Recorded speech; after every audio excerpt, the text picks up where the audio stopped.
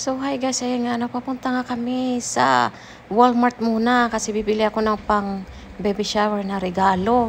Di pa ako nakabili. Ayan, nandito tayo sa Walmart. Pumunta tayo dito. Napaisipan ko pumunta dito sa K-Pat Barbecue.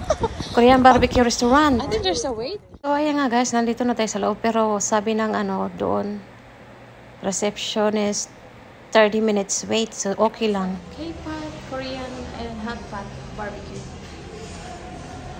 Kasama si Reyna.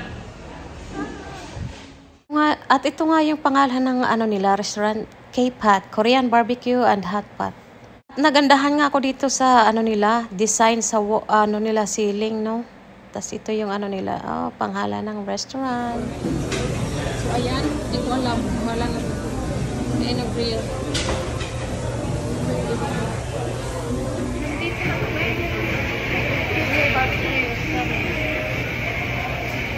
Ignorante kami ngayon kasi first time natin sa Korean Barbecue. Dadalhin daw yung pagkain dito. So ayun nga guys, nakakagulat kasi yung babae yung mismo nagkuha ng tip. Dapat ako yung magbibigay, 'di ba? So siya na yung nagtip sa sarili niya, 'di ba? At ayun na nga guys, dumating na yung mga pinili kong mga pagkain, mga karne, may gulay, may lettuce. So ayan, di namin naubos, no? Yung mga pinamili ko sa sa Walmart. Regalo ko. Ito, dalawa na yung baby dun sa trabaho namin. Dalawa na yung may mga anak. Nagkaanak.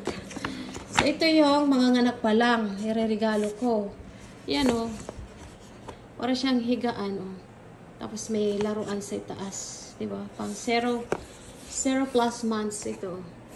Kasi ito naman, nauna na kasi mga anak, diba? Tapos na yung baby shower, so parang pangalawang gift na lang to, parang na lang. Kasi paglabas niya, wala akong binigay. Yan, puro lalaki.